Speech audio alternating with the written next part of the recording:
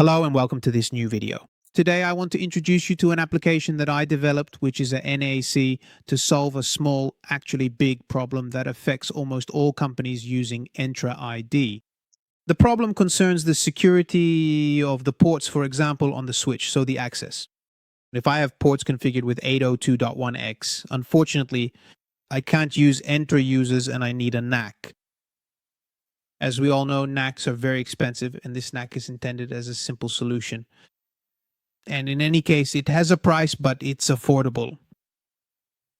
So the NAC.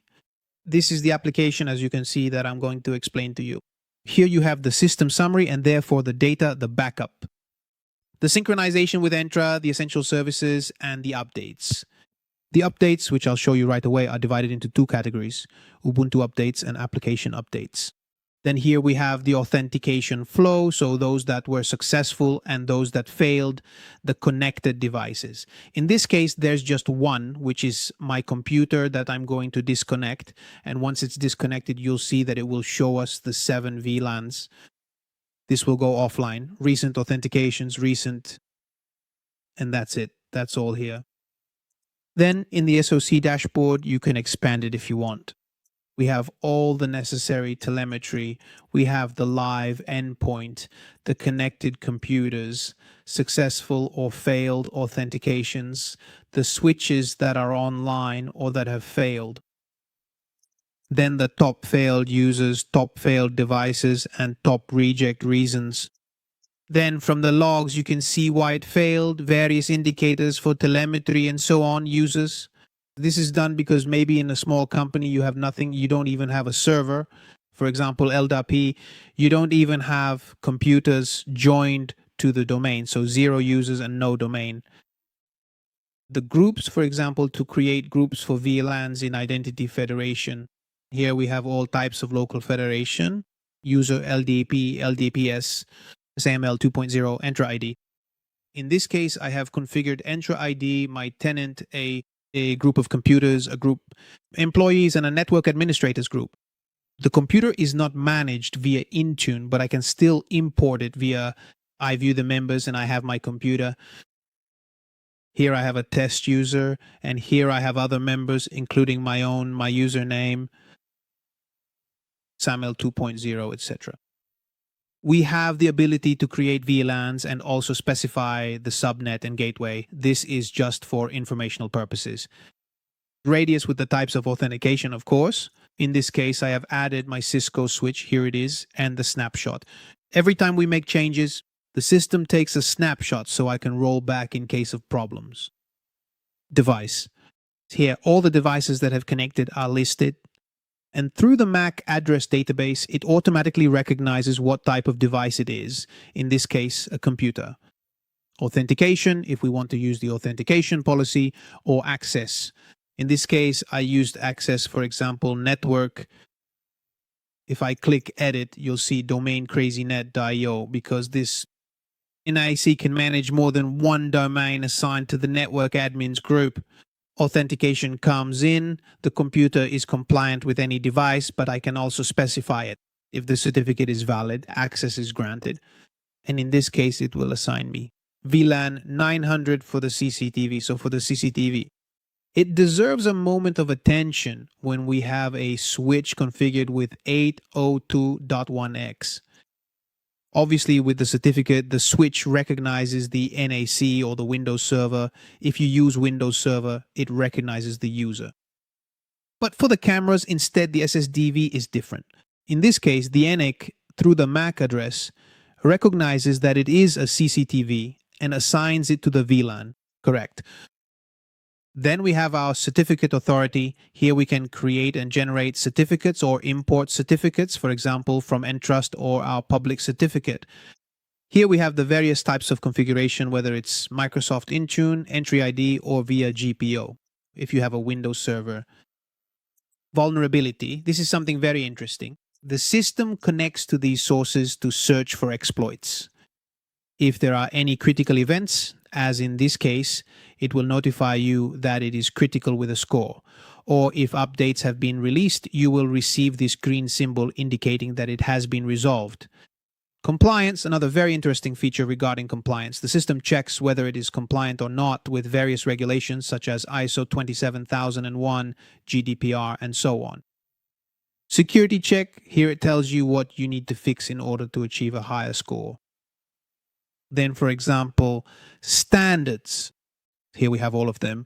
ISO 27001, SOC2, GDPR, and so on. If I click on one, for example, GDPR after processing, it will tell me about what. For example, here it says C status failed. Article 25 of the GDPR tells us what is wrong and how to fix it. Then, of course, we have the logs, which track various accesses, IP traceability, and so on. In this case, we have a list of IP addresses, and later we'll do a small test that I can search by IP, MAC address, or username. Backup and restore. What do we have here? A brief overview. Backup now, either remote or local, and of course the schedule. Remote storage, in this case, I'm backing up to Cloudflare's R2, but of course Amazon S3 is also supported. Other types of storage are supported as well. Restore, of course, I can recover an old configuration. The history and various settings, including email and so on. We saw the updates earlier. The captive portal is for Wi-Fi, managing Wi-Fi with vouchers, sessions, and various settings. Diagnostics is to check if everything is working properly. Admin users, here's something interesting. Here we have the admin super user who cannot be removed, and other admin super users also cannot be removed. So if you create another super admin user, you can't remove them. Here you have the section for admin. Because I'm logged in as admin, I can, as in this case, create MFA and then enable it. By default, it is disabled. Settings, here we have an appliance overview, so host name, domain, IP. In this case, I use the NAC's own DNS and the time zone, HTTPS with the certificate, etc., SNMP. Here, I want to point out that, for example, there's the template for PRTG, but we also have Zabbix, Nagios, and so on. NTP is for the time for the clock, SSH, network, DNS server. The DNS server was introduced precisely in that environment where there is nothing. Because in this case, the DNS server, you need it if you want to set up a captive portal or if you have your own DNS server. Then the services, so all the active services. Security feed is where it gets information about various exploits. Admin session, in this case, if I enable it. After 15 minutes, it logs me out. It closes the session. Notification, where to send notifications. Maintenance is for the factory reset. For example, if I want to erase everything and start over with factory reset, I can start from scratch. Help and documents and the status of the license. All right then, now let's run through a quick test and I'll show you how it works. This is the console of the Cisco switch where we log in, and I'll show you something very interesting. I'm going to connect the computer. Computer connected. Here you'll see that it makes the request. 802.1x VLAN 900 switch 1. And of course it assigned me VLAN 900. Here it is, VLAN assigned 900. And obviously I can go on the internet or access internal company resources. Connected users. 1. Valerio is the user who connected. This is the computer. Then if I go to the NOC dashboard, you'll see that it's 100% successful. Switch 1. This is the graph. And again, switch 1 because it confirms which switch I'm connected to in this case. This is the method of authentication that my computer used to connect. If I go to device, here I'll see that it's online, then I can change it. If it's not a computer, I can change it.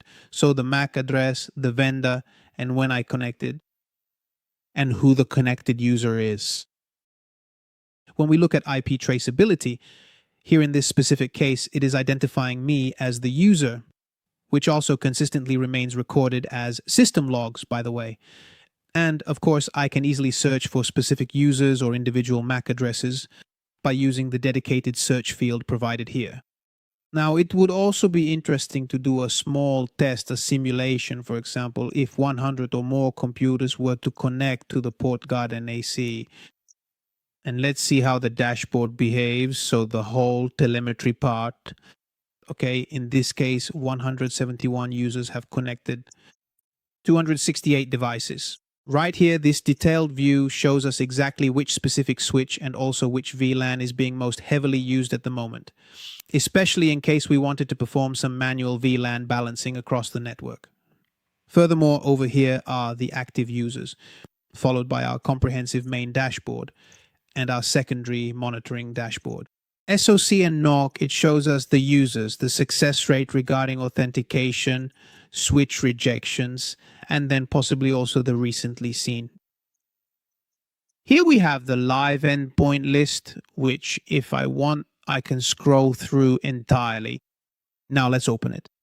Personal computers, VoIP systems, and mobile tablets. Looking at the overall security score and the detailed chart, which shows us user authentication processes, network switches, a comprehensive list of the top failed users in the last 24 hours, the specific top failed devices in the last 24 hours, and then finally, the various telemetry graphs providing a complete overview of the system's health. If I wanted to see all the computers, here I have them. This highly convenient View All Endpoints tab provides a comprehensive view of every single endpoint in the system. From here, I can easily scroll through the entire list and also navigate seamlessly through the different pages. In this specific case, as you can clearly see, they are all listed right here, including various devices like desktop computers, mobile phones, and other hardware. In IP traceability, IP, it's the same thing. I have the computer MAC address, the user or users, in this case Valerio, Marco, Antonio, and so on. To which VLAN are they connected? And of course, I can scroll, I can browse through the various pages. This is the application I created. As MiniNAC has evolved, you can now visit PortGuardNAC.com to explore a wealth of detailed information regarding the application's core capabilities and its advanced security features. On this comprehensive site, you can learn exactly how it works and see the benefits it provides. Furthermore, you can easily download the software directly from the portal. In fact, you can basically download it from anywhere in the world at your convenience. From the website, start a trial. If you want, it's free for 30 days. You have all the features enabled. As for the NAC, you have all the functionalities. Here you can find the contacts, email, and various documentation. In addition to that, you can also take a closer look at the overall architecture, the various strategic partners involved, the specific pricing models, and so on. Usually, standard NAC pricing is calculated based on the total number of active users. But in this particular case, the price you see is basically fixed and remains constant. The basic version is up to 25 endpoints, so users and computers. The professional version is up to 250, and the enterprise version, on the other hand, is unlimited.